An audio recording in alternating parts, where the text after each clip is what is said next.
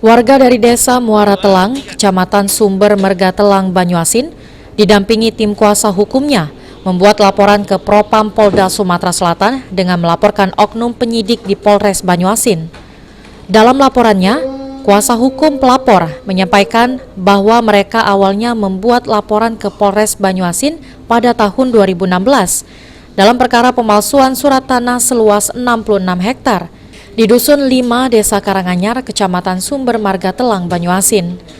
Lalu secara tiba-tiba pada tahun 2020, terlapor mendapatkan SP2HP bahwa kasus yang dilaporkan masuk di wilayah perdata dan warga pun menjalani persidangan perdata di PN Banyuasin. Kita mempermasalahkan masalah surat palsu yang dibikin diletakkan di atas tanah milik kita. Jadi kita nggak tahu gimana asal usulnya. Tahu-tahu si penyidik juga menyatakan di dalam SP2HP itu masuk wilayah keperdataan.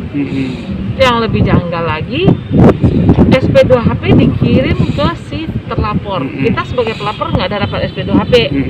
Dan di dalam SP2HP kita tahu SP2HP itu setelah ada gugatan perdata. Kita merasa janggal, kita diam-diam sudah tanya juga ke penyidik. Kabarnya ada SP2HP nih, katanya nggak ada SP2HP apa, tapi ada bukti kok di dalam gugatan perdata gitu di Banyuasin.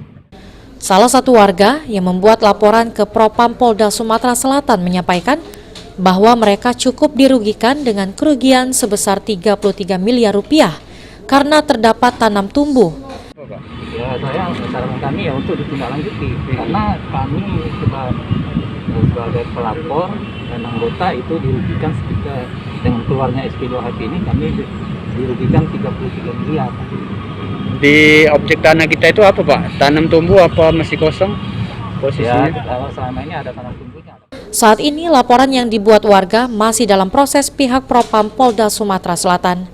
Firman Hidayat, PAL TV.